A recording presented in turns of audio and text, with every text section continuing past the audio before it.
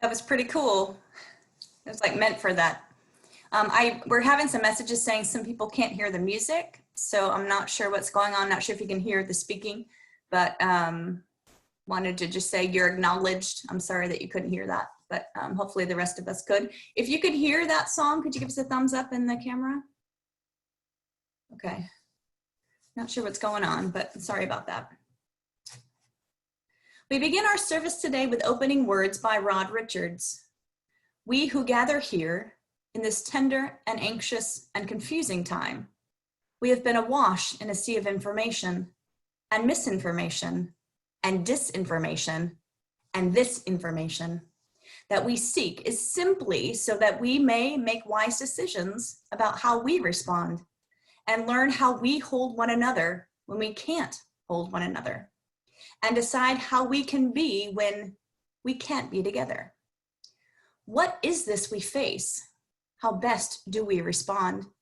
And why is this happening? The why, the why, the why.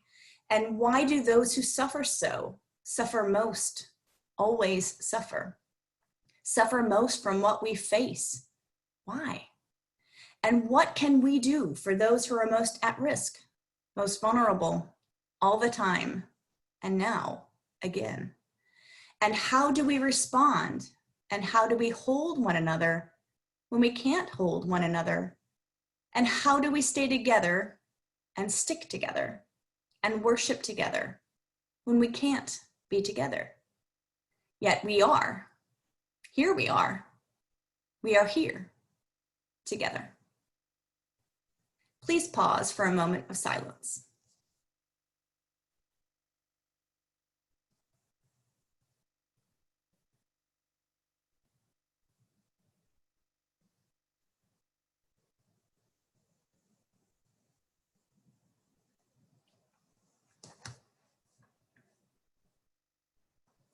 I invite you to join me in a renewal of our sacred promises. Love is the doctrine of this church. The quest for truth is its sacrament, and service is its prayer. To dwell together in peace, to seek knowledge and freedom, to serve human need, to the end that all souls shall grow in harmony with the divine. Thus do we covenant with each other. Today we have a story of all ages, read to us by Marissa Broom. This story is called Rainbows in the Windows by Jen Blosser. Somewhere in the world, there was a child and their grandparents sheltering in place, just like you are now. And they were really fed up, perhaps a bit like you are sometimes. The novelty of being at home all the time and doing whatever they wanted had worn off for the child, and they felt so bored.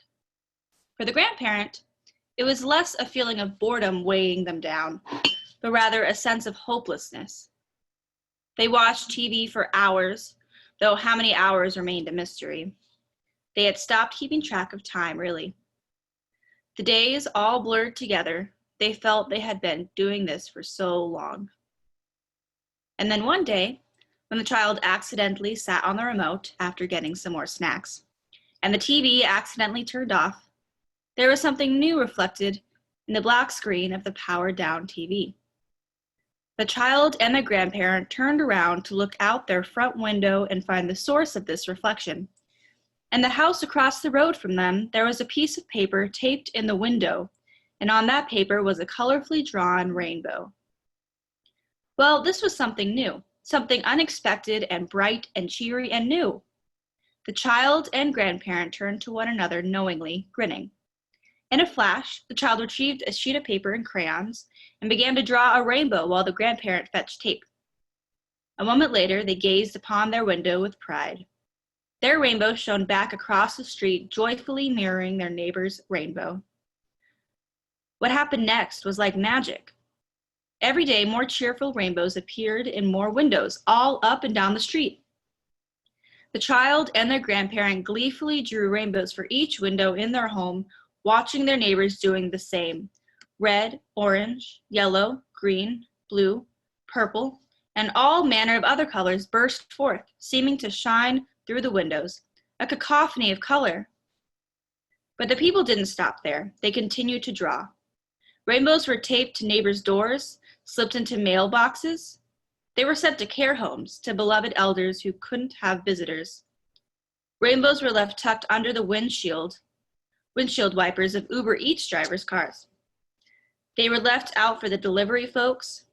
People made rainbows to send to hospitals, scrawled with messages of gratitude and admiration for everyone working to help the sick, from the doctors and nurses to the custodial staff and maintenance workers. Stockers working hard in grocery stores found paper rainbows between cans of beans and corn, left waiting on the shelves where the toilet paper was sold out. Now, families on solitary walks around the city go rainbow hunting. The child and their grandfather like to do this, taking paper with them to write down all the places they see rainbows hanging.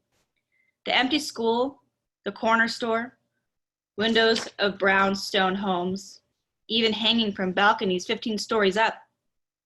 They make a list of all the rainbows emerging, logging each place where the colors shine into the empty streets. By now, you've probably figured out that this story is really happening all over the world right now. Folks are coming together in spirit while physically distanced to lovingly reassure one another with brilliant colors. The rainbows are beautiful, and to see them alone is a joy, but they carry with them a promise. The rainbows shine as a reminder of hope. We are in this together. The storm will end, and we will come out on the other side. Thank you. Thank you, Marissa. This morning's call to worship is by Cynthia Landrum. Spirit of life and love, we gather together in different ways this morning, from computer screens, from telephones, from car radios. We gather, reaching out across the wires, waving from a safe distance, to come together in religious community, from living room to front porch to car seat. We gather as we are able, ready to be of service to each other, to the world, ready to build the community of hope and of love. As we face this bright morning, we are apart, but we are together, offering our love, our commitment, our hope and our prayers in service to one another and this world. It is a new way, but an old way, that we come together in worship today. Come, let us worship together. We're delighted that Kim Gideon has returned to speak with us once again. Kim is an educator, a regenerative practitioner, and a life quester. She seeks to facilitate human and planetary wellness so that all may thrive.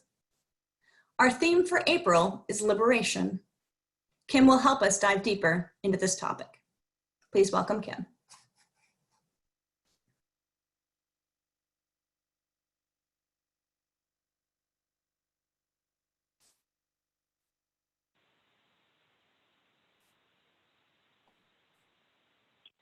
Kim, you need to share your screen. There you go. I think we got it. Good morning, everyone. Yep. It's such a pleasure to be here. I wish I could see you all in person, but it was really wonderful to scroll through and look at all the smiling faces. I just want to start off by saying thank you for this opportunity, and also to let you know I'm so humbled by the chance to get to do this at such a special time. This time of COVID, this time of sheltering in place. It's truly an honor and a privilege, but I have to tell you, I'm also a little bit humbled by this opportunity. And I just want to let you know that regardless of where you're at right now and how this situation has affected you, I want you to know that I honor that and support you wherever you are in dealing with this situation at this time, whether you've been ill or know someone who has or have been affected by the work. I hope that what I have to offer today might be of some use. So let's dive into liberation from within, saying yes to life in spite of COVID-19.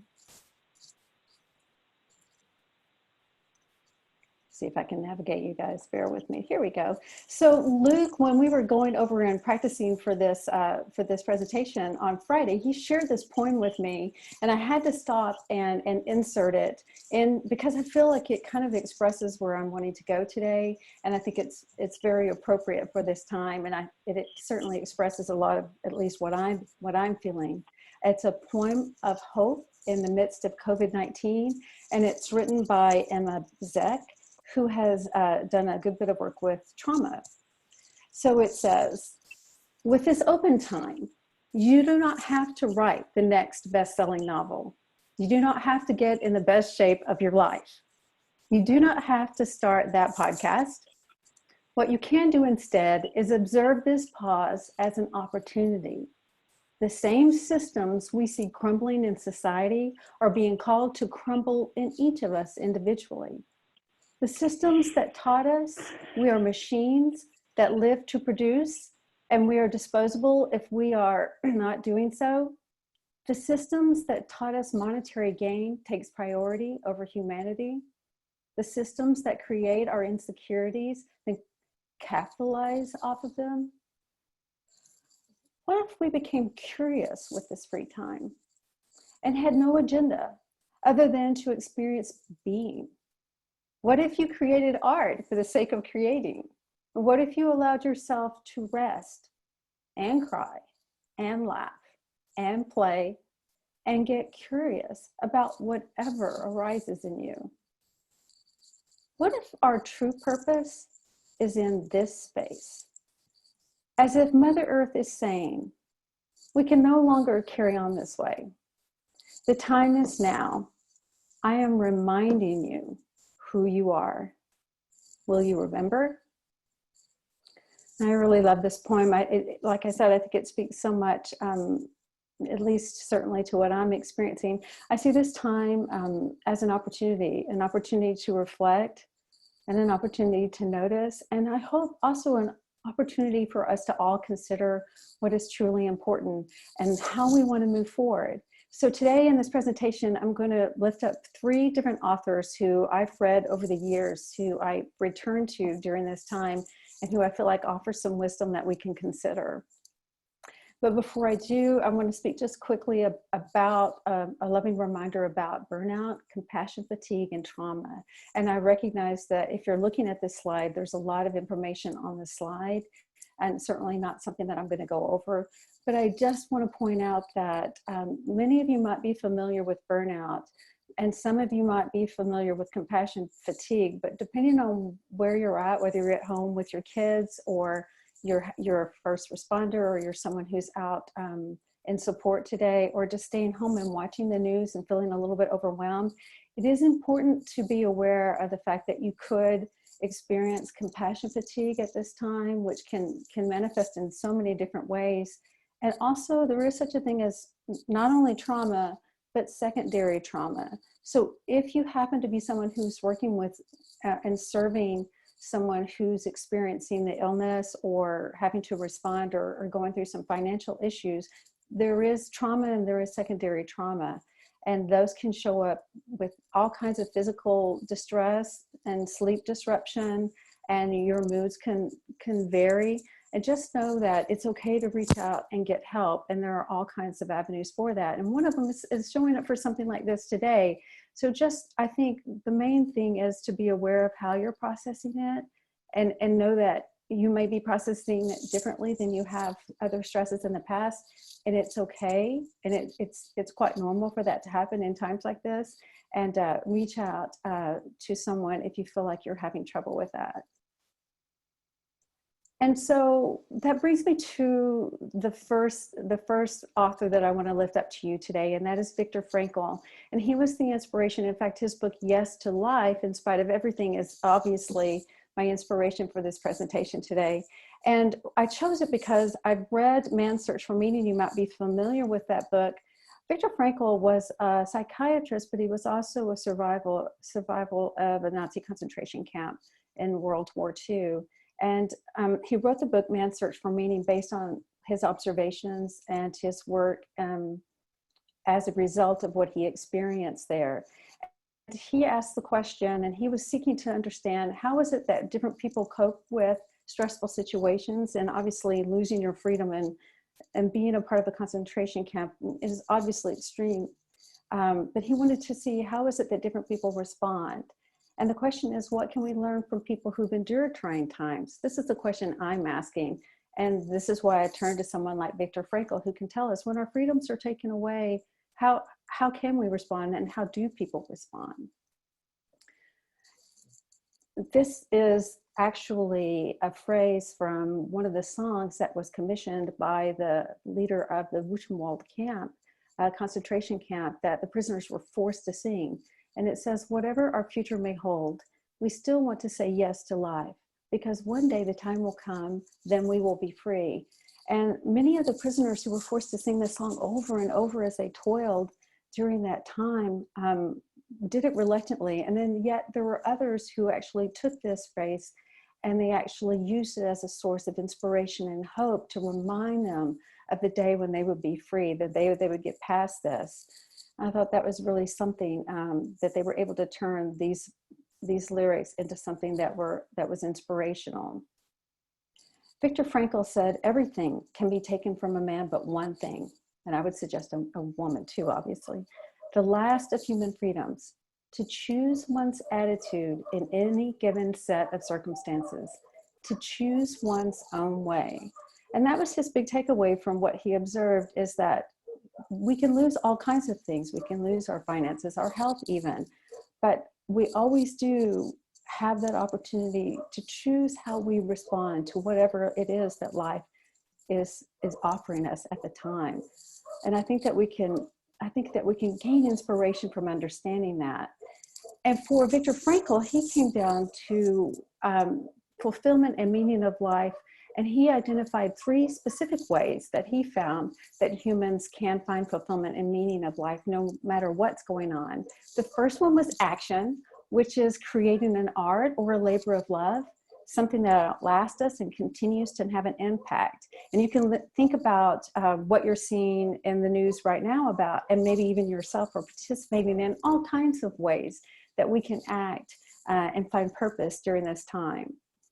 Then the next way that he found that people can find fulfillment and meaning through life is just through loving, just appreciating or loving nature, which is something that definitely works for me, or works of art, or great music, or just recognizing how much you love other people, all the things that you love and that you're grateful for.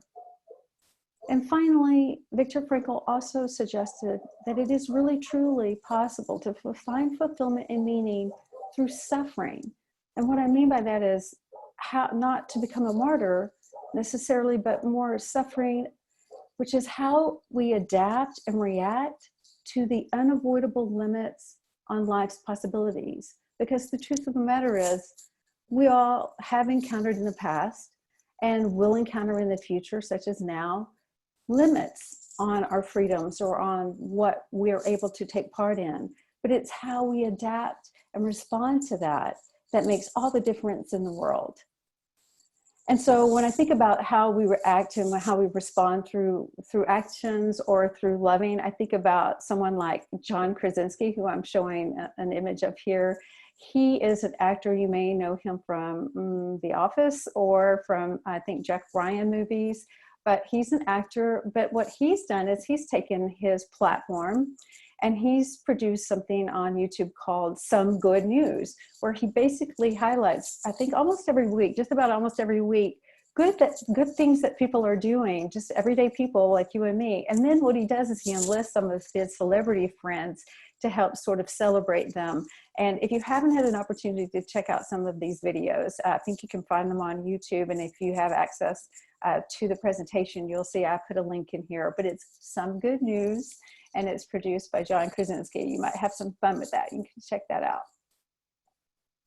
So going back to some of the wisdom from Viktor Frankl, he says the question is not, what can I expect from life? We see a lot of that, or maybe before COVID, we see that a lot, like, what can I expect from life? He suggests that the question can really be, is what does life expect of me? And when I read that quote, I think it means, how do we respond? What is my purpose? What is my place here? What is our place here?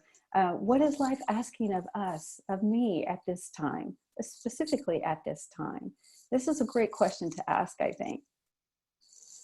And I think it asks that we practice resilience, that one thing it's asking of us is that we be resilient. And what is resilience? It's the process of adapting well in the face of adversity or trauma, tragedy, threats, or all kinds of sources of stress.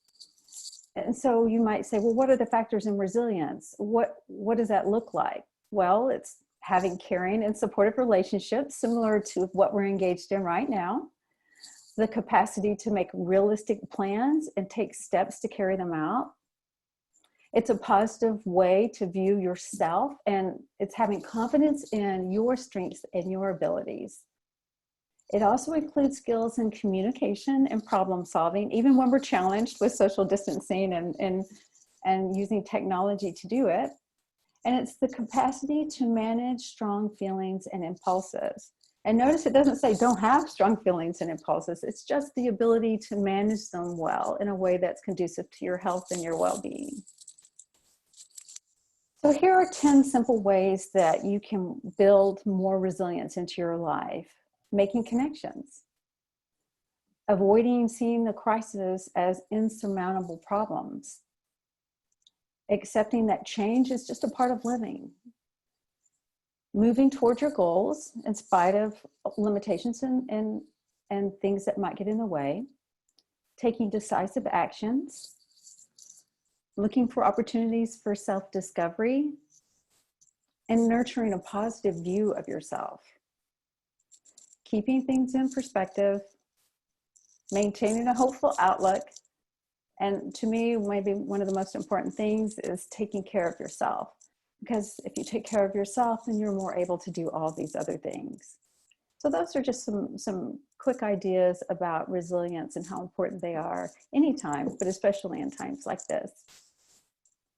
So going back to loving responses, remember that Viktor Frankl said the second way that he felt that we could find fulfillment and meaning is through loving responses. And no doubt we've seen so many loving responses right now to this virus. And just a few more that I have images up here of right now. I don't know, Andrea Bocelli, you may be familiar with him.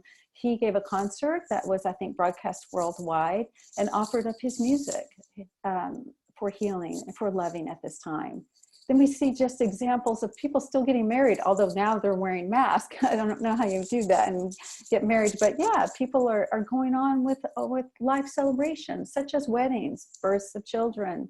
There are still ways that we can enjoy these traditions that we so love and that so nurture us.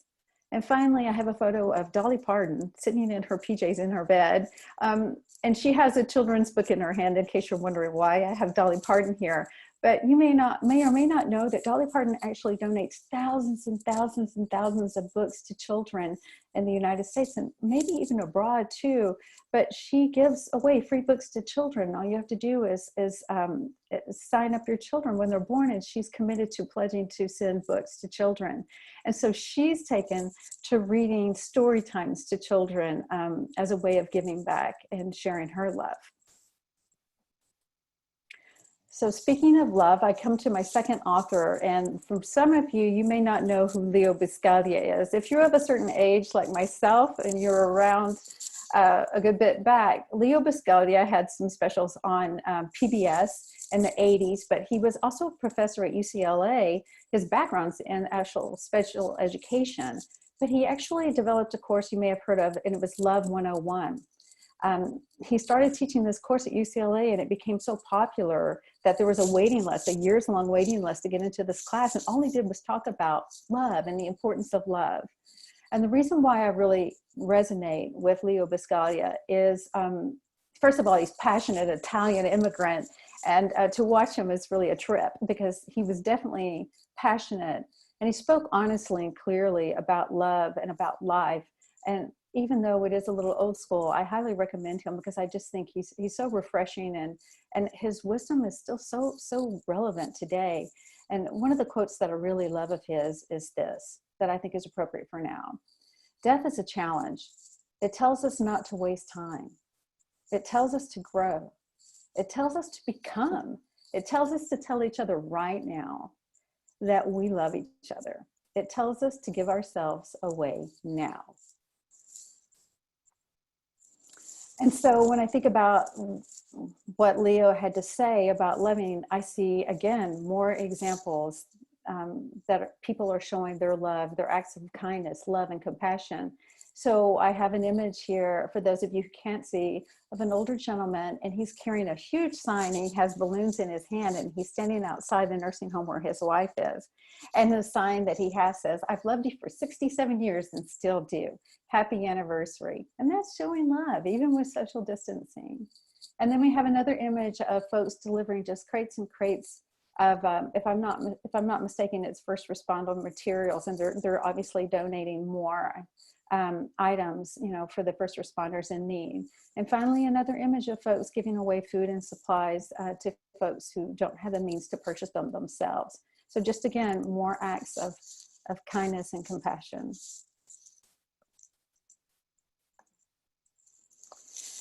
Leo Buscaglia did a lecture that was taped called Choose Life. And he says, there are two big forces at work, external and internal. We have very little control over external forces such as tornadoes, earthquakes, floods, disasters, illness, and pain. What really matters is the internal force. How do I respond to these disasters?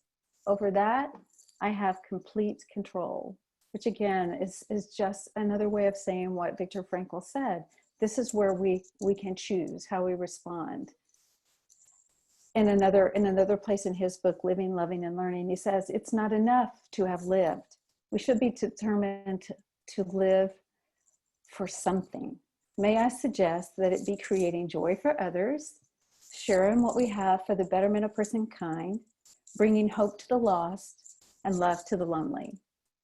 He goes on to say, only you will be able to discover, realize, develop, and actualize your uniqueness. And when you do, it's your duty to then give it away.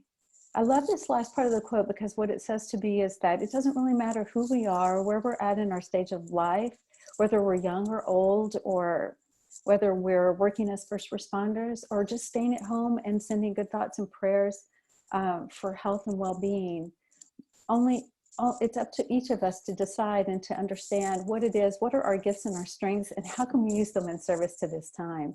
And that's the beauty of it, because all of us will have a different response, but when they're all offered collectively, the world is so much more healthy and happy. So again, we have more examples. Have an image here, a split screen image. On one side is a woman who had survived COVID, who's offering her plasma for someone who's actually extremely ill with the virus. And obviously that's a very tangible way of giving back and taking her traumatic and her illness and offering it for healing for another. And that's such a beautiful thing. And now we have an image of even therapy dogs getting in on the action. I think this was at Grace Hospital in Denver, if I'm not mistaken. I could be wrong about the name of the hospital, but it was taken in Denver. And this is a hospital that actually trains. They have a training program for rescue dogs or pet therapy dogs there. And they're using the training for the pet therapy dog to actually offer comfort to one of the doctors or nurses there, which I think is another beautiful thing. Even animals getting in there and helping us heal, which is beautiful. And finally, I come to the last author who I thought of when I thought about this topic of liberation and this time of COVID, and it's Peter Block. And many people know Peter Block from his famous book on flawless consulting in the business world, but actually he's a leader in building community. And he has this wonderful book. I so love it. It's called The Answer to How is Yes. And he says, a life that matters is captured in the word yes. And he goes on to say that in his book, The Answer to How is Yes, yes expresses our willingness to claim our freedom and use it to discover the real meaning of commitment, which is to say yes to causes that make no clear offer of return, to say yes when we do not have the mastery or the methodology to know how to get where we want to go. And I like this quote so much because I think it's a little bit about this time right now where we may not know exactly how to get this done, to how we're going to make things work. There's a lot of uncertainty right now because we've never quite been in this place in this time. So with that, we can still say yes, and we can take comfort in knowing that we may not know exactly how to go, but we know that we're moving forward. And the important thing is to say yes to what matters, not yes to everything, but yes to what truly matters. And so speaking of what you may not know is maybe some of us didn't know how to sew. And so I'm showing this image of folks and wearing masks and gloves, sitting at sewing machines, sewing masks. And maybe that's something about, even though we don't know how to sew, we can learn how to sew so that we can respond. That's just one concrete example of how folks are taking uncertainty and just going with it and doing the best they can and being resourceful and resilient. So finally, I leave you with this quote from George Bernard Shaw, where he says, "Life is no brief candle for me. It's a sort of splendid torch, which I have got hold of for a moment. And I want to make it burn as brightly as possible before handing it on to future generations." And notice I have an image of the Statue of Liberty holding her torch. So I come back to this idea of liberation and opportunity. Opportunity, the torch being your way to shine, your way to make meaning and purpose during this time of COVID. And also just a reminder that how we process this individually and collectively is a gift to future generations. And I know that when we come together in places like this with Pathways, then I think that we can all feel sure that the way that we're responding is one of love and generosity. I thank you again so much for the opportunity to be here today. And I guess with this, I'm going to turn it back to Luke. Thanks, everybody.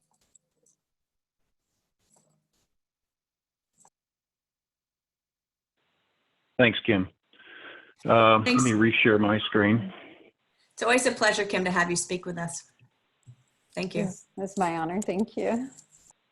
It is Yeah, that that was time wonderful. of year. Go ahead. It is that time of year again. Luke is here with information about the Pathways Pledge Drive.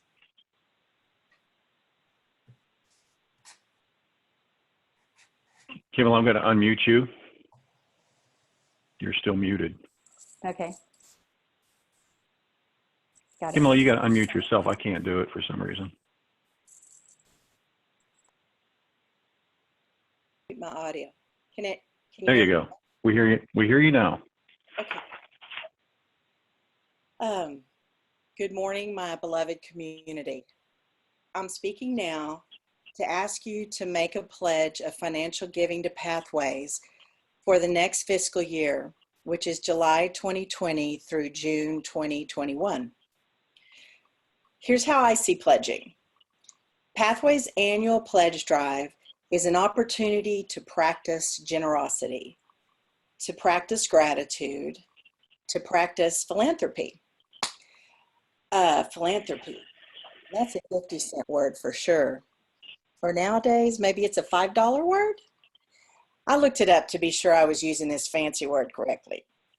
According to the Oxford Dictionary, philanthropy is the desire to promote the welfare of others, especially by the generous donation of money to good causes. And I believe Pathways is a good cause. And guess what? You don't have to be rich to be a philanthropist. A pledge of any size makes a difference. For example, pledging $1 a week covers a month of supplies for our religious education programs. Pledging $7 a week covers a month of our utility bills. And pledging $25 a week covers our internet and phone for a year. We can all be philanthropists. What a wonderful way to think of myself. Now, I know that we are in an uncertain and scary time right now. And we, the Pathways boards, the stewards of your financial support, are doing all we can to keep expenses down right now. The heat, AC, and water heater have been turned off in the church. We even negotiated an $800 decrease in our internet and phone service for the next year. At the same time, we are continuing to move on our plans for the future. We are in the process of hiring an architect to make the blueprints needed to renovate our buildings so it better meets the needs of our current activities and allows for new ones and new members. I feel keenly the loss of being together with all of you every week, of singing with you and for you, of hugging you and being hugged by you, and sharing coffee together. And I wonder, when will we be able to gather together again in our building? Then I remember that our beloved community has actually been around for 17 years. And the goal is to ensure that it is still here when we are able to gather together again safely. So we need to keep paying the rent. You will receive the pledge form today via email. Please join me and the rest of the board and make a pledge to Pathways. I ask you to pledge according to where you are right now.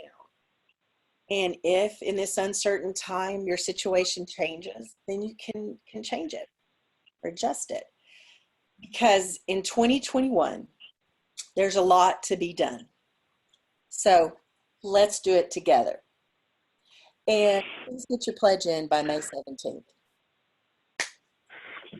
So now I'd like you all to join me singing our 2021 Pathways Pledge song. Kimmel, I'm going to leave you unmuted and you can sing for everybody else. How's that sound? Really? Okay, I'll give it a go.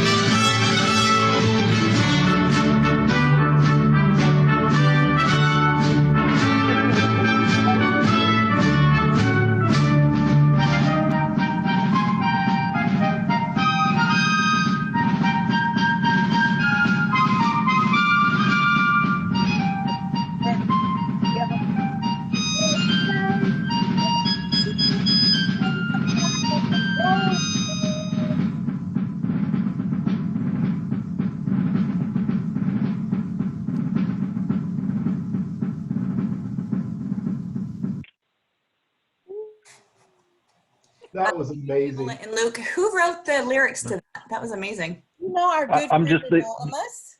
Our good friend Yeah, Anonymous comes through for us every year. Yeah, the lyricist wants to be anonymous, but man, he is so good at this. I think I know who it might be. Yep. Thank you. That was awesome. We hope that each of you on your individual path through the joys and questions of life found some common ground with your fellow travelers at Pathways here today. Our benediction today is called A Blessing for Safety by Rosemary Morrison. Spirit of love and life, these are trying times. Think And it's over. we are at wit's end trying to figure out what to do. We have all this extra time and we are busier than we have ever been. We think we need to accomplish so much during this time of physical distancing, and we find ourselves exhausted beyond words. We are grateful we can work from home, and we are scared beyond belief as we don't know when our next paycheck is coming from, where our next paycheck is coming from. We are grateful for those who grow, transport, and stock the food on shelves for us. May they be safe. May they be well. We are grateful for all the healthcare workers walking into the storm to keep us safe. We acknowledge the fear they must feel as one who cannot stay out of harm's way. May they be safe. May they be well. We are grateful for all those who are helping to make masks and to shop for those who aren't able, for those contributing food to those in need, and for those who are distributing food and offering help to those in need. May they be safe. May they be well. We ask a special blessing on all those that are deemed essential workers. We are grateful for their service. May they be safe. May they be well. We are grateful for this community of love and connection. May this time remind us of how much we mean to one another. Thank you for this means to stay connected, for being able to see each other's face and hear each other's voices. May we be safe. May we be well. May we be comforted and buoyed up with the love that permeates this community. May we all be safe. May we all be well. So may it be. Blessed be. Go in peace. And if you'd like, you can stick around for a while. Our speaker, Kim Gideon, is staying with us so we can continue the conversation about some of the ideas she brought up in her presentation. Miss you guys. Miss you. Hey, Kim, you're still the host for some reason. Can you unmute everyone? Okay, how do I do that? That's weird. It is weird. I thought I got it back. How strange is that? Where would I do that at? Under participants. Hey, you know, it's odd. I don't know why you still have that. That's so strange. Can you hear me, Ruby? Can you hear me? Yeah, Ruby. Or everybody could just unmute themselves if you know how to do it. I usually have control of this whole thing, and I've lost it. Uh-oh. It's easy. Just go up to the left, to the right-hand side, and there's this button right there. That's the first time I've ever been told to unmute myself. Oh, James Copeland, I'm going to mute you again. By the way, Luke, I sent my pledge in to finance it, so let me know if you get it. All right. Yay! Well, Gary and Claudia, it's so great to see you guys. That's Claudia. Did I see you? Yeah, and so is Gary. He's here. Yeah, it's good to see everybody. Oh, yeah. Gary. Oh, boy. This is not so bad, is it? No. And the service was beautiful. I must have taken a lot of work. Thank everybody so much. Yes. Yes. Thank you all. Just beautiful. Molly. Molly. Molly. They said hi. Oh, I like this now. Oh, yeah, that's what I was just going to tell them to do. There. Hey, Kimala, you're big. Everybody's, now I can see everybody. Hi, They're not Marge. thumbnails. Nobody's thumb. Hi, Marge. Hey. Where's your baby? Hello, I want everyone. to see your baby. Where's the little baby? Are you talking about this baby? Yes, where's your baby? There's your baby. Oh my gosh. Oh, You talk about a little terrorist. oh, Ellie. Sharp teeth. She sure does know how to bite your toes. Well, we need She's a baby. darling. We love her to death, but Yeah. you know, and We need a baby. She backs down from nothing. She's a doll. In fact, I'm gonna have to go take her outside. Okay. Y'all have a wonderful, wonderful day. I'm so glad I was able to Great to do see it. you, Mary. Bye, Mary. Sherry. Bye-bye. Terrible. Take Bye. care. Bye. I love her. Bye. If you need, I'll babysit her for you. Okay. Thank you for your talk. It was very, It was wonderful. very Every day. Oh, It thank was you. beautiful. Thank you, Kim. It Thank was you. I appreciate just what it. I needed. Aw. I was crying by the end of the service. I was bawling. It was so Aw. beautiful. It was That's beautiful. lovely. Happy tears. Happy tears. Oh, good. I'm so glad it was useful. Thank you. Yeah. I wrote things down to refer to again later. Wow, Oh, good. wonderful. Yeah, I didn't bring back. I'm outside. I didn't bring my notepad with me. I So. don't guess we recorded any of this. Yeah, we recorded it. And then, Kim, I was going to ask if you'll share that presentation with me. I'll PDF it and I'll just send it out to everybody. That way they can yeah. look at all your references. Oh, Oh, yeah. If that's good. okay. There Do was it. so much, Yeah, so much totally. to come back with. That was Yeah. beautiful. I'm glad I recorded it. Oh, yeah. In fact, Luke, I think I have the control on recording right here in front of me. It is recording, so I'll send out the link to the recording, the PDF, and then a couple other things, couple notes I wrote myself. So Amy, just a question. all will be well. Mentioned that Buscaglia had presented on PBS before. Do we know if any of those are On YouTube, yeah, you can, and they're a hoot. Like I said, he's wearing the old polyester with the huge lapels. It's a hoot, but yeah, you can find his videos if you go to YouTube and just search Leo Buscaglia. Like I said, he's so passionate, but so relevant. I mean, so, to me, it's refreshing. He's very direct and passionate Italian. So, and also, I think there's a lot of wisdom in what he has to say. So, and he's very direct about it. I saw him in the 80s. He came to Memphis to one of the Methodist churches, and he was all over the place. Was amazing. He's a hot mess, right? Yeah, a hot mess. It's so cool that you got to see him. I so wish I could have seen him in person. That would have been a delight. Wow, that's cool. Kim, some people read these books, Viktor Frankl's book, every year. They're so good. Yes. I'm a psychologist, and so I highly recommend it. Oh my gosh, that's right. Oh my, I would love to know. I would love to know your yeah. So I too read him often, and while I think some people say, why would you read about experiences in concentration camps? But to me, it's so powerful, the wisdom there, and just how he can how he shines a light on the human spirit is there's no, it's just incredible. The stories he shares, it's powerful work. Yeah, I've had a near-death experience, and I'm going to write a book on it. And it's so powerful to see the world from different viewpoints. That's why I love this church. Me too. Happening. I was introduced to Viktor Frankl's book, The Search for Meaning, in a Psychology 101 course taught by a young man who was a quadriplegic from diving into, off a cliff into water. And Viktor, he talked about Viktor Frankl discovering it while he was in the hospital, recovering.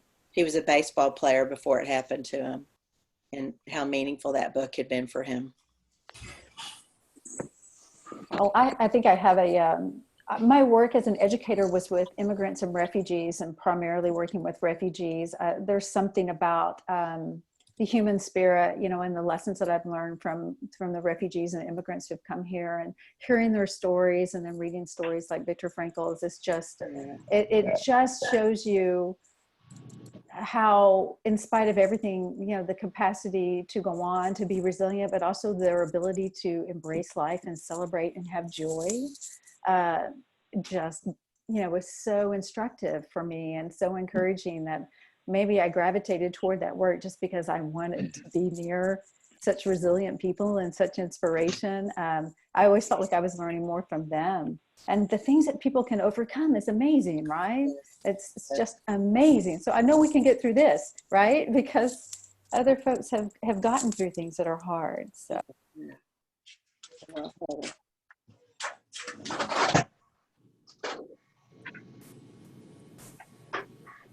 Can we acknowledge that Stan Oh, done a great job as president and how much we appreciate him and how much we're going to miss him when he goes. Yeah. Yes. Thank you, Stan. Stan. Thanks, Stan.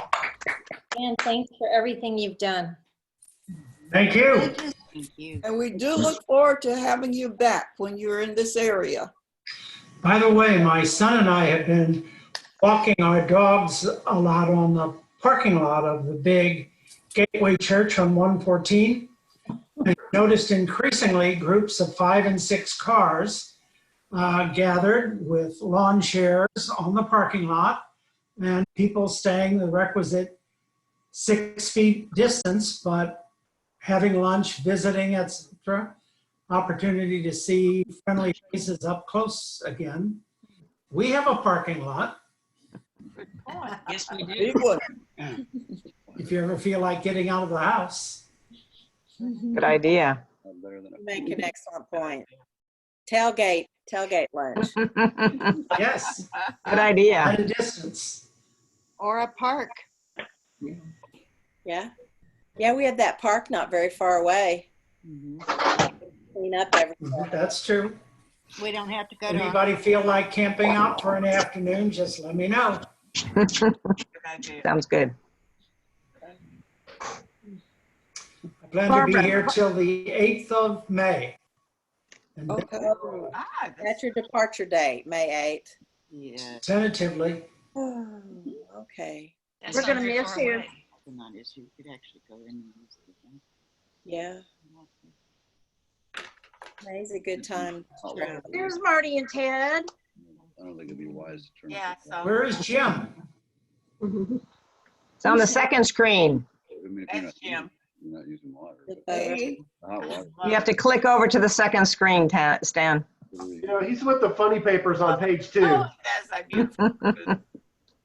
Funny papers. There he is. I want to know how some of y'all been getting haircuts. Y'all look good. I look like a grizzly bear. My daughter cut mine. That's lucky. She did a good job. That's Glad to lucky. see you're all looking well. I've been tempted to cut my own hair. Mary cut mine. I believe in ponytails, Nova. Well, I do that too. Yeah, I live in ponytails. You won't believe what all I've found in my ponytail drawer. Hi, y'all. You all look fabulous. Oh, there's my Thank you, Sherry. Sherry. You look beautiful, darling. Oh, thank you. It's the haircut. Oh, it's the haircut. How did you do it? I risked my life to get this haircut yesterday. Wow. I know. Hey, Barbara, where's your ponytail? Barbara, where's your ponytail? Your little It's shit coming. food. It's coming. Look at this. Shit food. I'm loving it. I'm loving it. Yeah, I'm gonna do this today.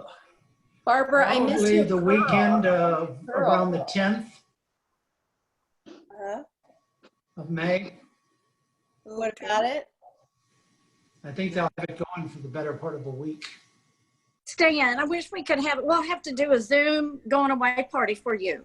Oh, that's a good idea. We can have a Zoom birthday. An online farewell party Yes. with yes. online champagne. Exactly. Exactly. I've got a lot of beer in one of my. Shandon in the fridge. Well, let's plan it. What day? You pick your day.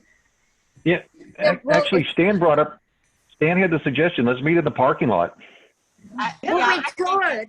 I'm open anytime. Well, we don't want can. drinking and driving. Apart, 6 feet apart. That's right. We're in our We cars. have that We nice absolutely- gazebo. I'm for it. It sounds marvelous. Let's do it. It does sound like fun. Too large a group. I don't know. Right. I think we're I've too seen large a pictures group. of that. Will they do that? We could. Right, with groups of 5 or 6, but if all of us get together. Well, we could, if Oh, we good do point. in our car, we Or could do. Do a schedule. You know, A through what? A through G can be there from 5 to 5:30. Through 5:30 to 6. And then we can mix it up, draw names. We just send us an email, Kimala, and tell us when to show up. Yeah, I think that sounds like a fabulous idea. And then you can also I Zoom love it. from our phones in case you don't want to I'm go to the ready. parking lot. Or have Oh, a sign yeah. up. You could have a sign up sheet. Put it on Uh-huh. the sign up sheet somehow. Uh-huh. Sign up for time slots. That sounds good too, right? So you could have 7 time slots that keep it under 10 people, right? Mm-hmm. What's a big parking lot? You could park on one side or the other, and you could have, I mean, you can wave. I wave at the neighbors that's going by, whether I know them or not. I'm like, I'm in here, prisoner, help, give me some waves. Yeah. Like, oh my God, crazy old lady. From the cars. We have one of those. Go ahead, Marty. We have got. What? We have one of those measuring tapes that if you push the button, it springs out to 6 feet. And so we could push the button and get everybody 6 feet away. So Marty, what did you want to say? Marty, I didn't hear what you said. Where's Marty? Well, if we are all in the car, we can still have Zoom. We can hear each other on our phones. Except for those of us who don't have smartphones. You're gonna need a megaphone. We that don't have smartphones would not be able to hear. I wish Luke would stop barking. All right, I had a second idea. Maybe we'll just let Stan stay at home. He can get a lawn chair out on his front lawn, and we can drive by. Actually, Luke and Marty and Ted have done that already. Yeah, we've done. Yes. Well, we've got that big meadow in Keller. Hey, Stan, we've got that big meadow in Keller right next to City Hall. That's a huge meadow. We could really have a nice picnic there. Yes. Anytime. The advantage to using pathways is that there's the bathroom that we could use. Good point. Very practical, Mary. Spoken There are like a free bathrooms in woman. City Hall. Women worry about bathrooms. You guys I can go. in. love the birth of activities, the way Pathways does it. This is a great indicator. Hey, is there anybody who's sewing masks in this group? I have, but right now I'm making hats. I'm making hats, but I have made some masks, but I'm making nurses' hats now. I can make masks. I'm not that fast. I can maybe do 5 or 6 a day. That's awesome. That might be a good project. Does somebody for need the- masks? Does somebody need masks? I can make some. If somebody needs them, I can make them. That might be a good project for the arts group. I think I have about. Oh my God! I got a mask. Jesus. I got a mask. Oh my God! Luke, you look better. Love that mask, don't you? Oh, that'll scare COVID Sorry. away. Crap, he'll just Yep. go away. Well, No, that Have you was- all gone out and got your oximeters yet? What? no. Yes. That's a good point. Your Yes. oximeters yet? They're There's an all article sitting in out. the Sunday I have Times about how you should check your, have an oximeter and Pulse ox. Pulse ox, it's blood called. oxygen content. Yeah, That's the first clue. prices went up after that article came Of out. course. So Yes, I So bet course. they did. Thanks, Kim, for coming. We got to leave, but I wanted to say thank you very much for coming and showing us. Oh, hey, thanks, Kuzaks. It's always good to see you guys. Mwah. Yeah. Like family. Love you guys. Yeah, I think my son has breakfast on the table, so I'm going to be signing off. Good to see you all again. it's good seeing everybody. It's good seeing you, Hey, everybody. Tammy. Tammy, if we bring you some the fabric we like, can you make one from that instead of that green? Yeah, because my fabric is very limited. I'm using what Sierra used to make doll clothes out of when she was little. Luke did sacrifice some shirts, but yeah, I don't. If you want something that looks somewhat fashionable, you would have to bring your own fabric. Tammy. I can make Tammy. a mask. Yeah, Tammy. if anybody needs a mask, text me or email me. And my choices are very limited right now. Tammy, this is Nova. I have, I can't tell you, an entire bedroom, when I say an entire bedroom, massive amounts of quilting fabric, and it's beautiful. Oh, yeah. A quilt. I need. And I have a ton of it. I mean, I could live to be 250 years old before I use it all. And so, okay, y'all disappear. Can you hear me? Yeah, we can hear you. Yeah. Yeah. Marty's trying to call me. So Marty, anyway, but so if you need it, I mean, I've got beautiful fabric. So if there's a need there, I can gather it up and then bring it over. Yeah, yeah. Like I said, I'm not like a factory. I'm probably can do 5 or 6 a day. Mhm. Anybody who needs one, let me know. And then Nova, I'll call you and we'll connect. I mean, it's really beautiful. Yeah, I'll bring you whatever you need, because right now I'm making hats. So This is Richard. Can you hear me? Yes. Yes. This might be a good project for the arts group who they do quilting and things like that, I think. So might be a good project. That way. Probably will look a lot nicer than mine. Yeah, actually, I mean, the Arts Collaborative has already considered it, and I had trouble getting people to do it. So, Nancy, I'm not in the Mary Arts McMahon has made some, but the rest of the Arts Collaborative seem to be busy with other things. So I'm thrilled that other people are wanting to do it, and so that's great. We might make a few. Just let me we know. need other people. Okay. So Tammy, just get back with me and tell me how much you need, and I can bring tons to you. Okay, you call me.